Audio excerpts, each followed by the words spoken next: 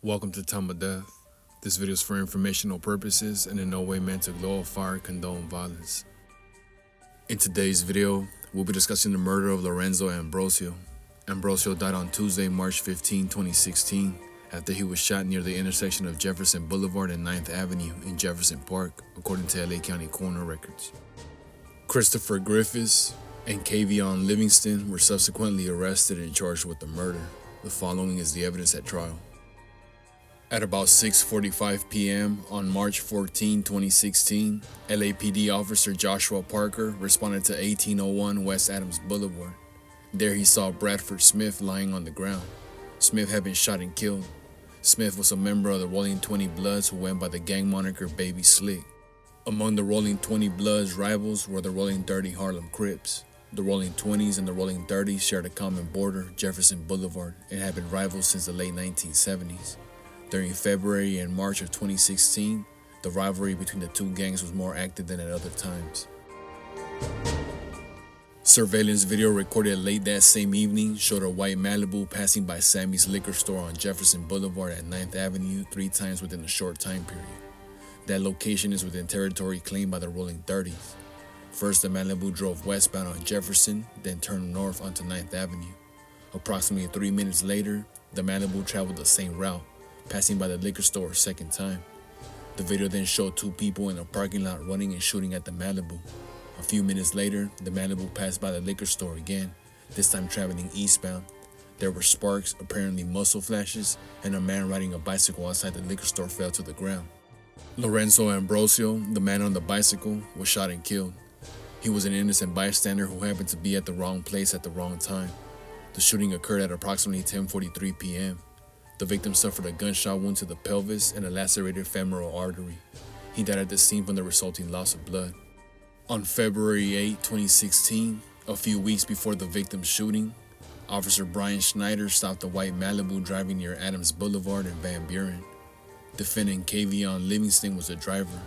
Defendant Griffiths and two other men were passengers in the car. Defendants Livingston and Griffiths both identified themselves as members of the Rolling 20s. On June 22, 2016, the police arrested defendants Griffiths and Livingston for the Ambrosio murder. They were taken to the police station and placed in the same cell. Using a clandestine recording device inside the cell, police recorded their conversation and the prosecution played the recording for the jury. Defendant Griffiths told defendant Livingston the police had told him he had to talk to some detectives. Livingston stated, "Don't say shit, I ain't saying nothing." Griffiths responded, "Man, come on homie, I'm solid." Livingston replied, "You know I ain't saying shit, I don't have nothing to say to them." Detective Renee Castro and Officer Christopher Courtney interrogated defendant Griffiths at the police station and recorded the interrogation. The recording of the interview was also played for the jury. Griffiths changed his story throughout the interrogation. He acknowledged being a member of the Rolling 20s, but claimed he no longer frequented the neighborhood. He acknowledged seeing Livingston around but didn't know his name. Griffiths was evasive regarding his familiarity with Livingston's car. The officers told defendant Griffiths several times he wasn't telling the truth.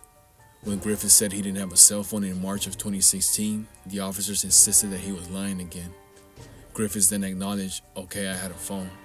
After further questioning, Griffiths told the officers about 1 week after Bradford Smith was killed, Livingston told him he had gone to the Rolling 30s territory alone and shot somebody. Griffiths then changed his story, stating Livingston said there was someone else in the car with him who did the shooting. The officers told Griffiths tracking of his cell phone and tracking of Livingston's cell phone indicated the two were together in the shooter's car. This was false.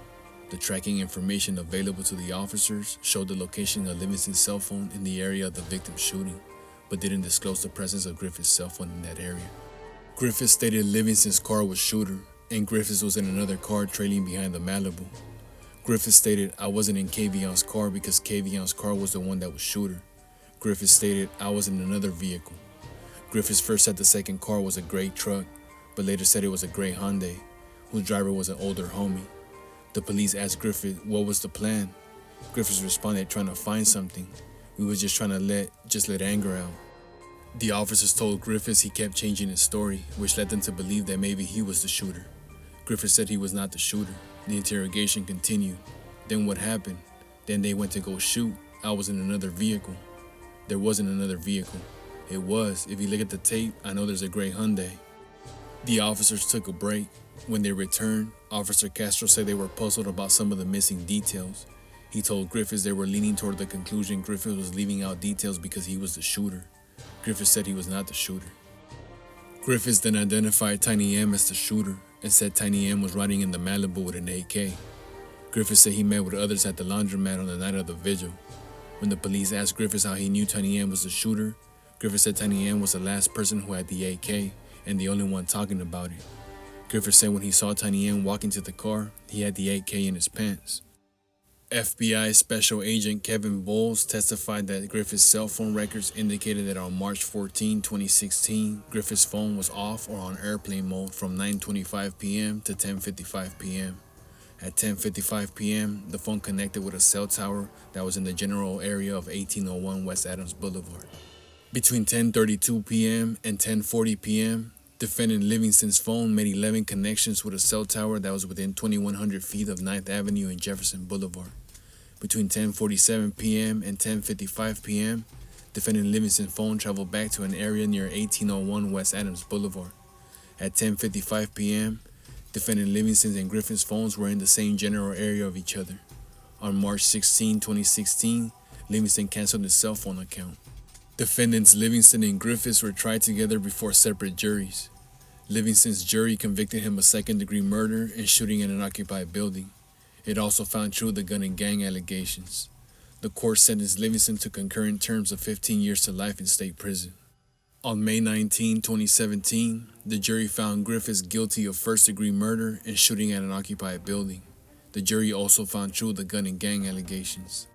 On August 25, 2017, the court sentenced Griffiths to a term of 50 years to life in prison. Lorenzo Ambrosio was 39 years old at the time of death.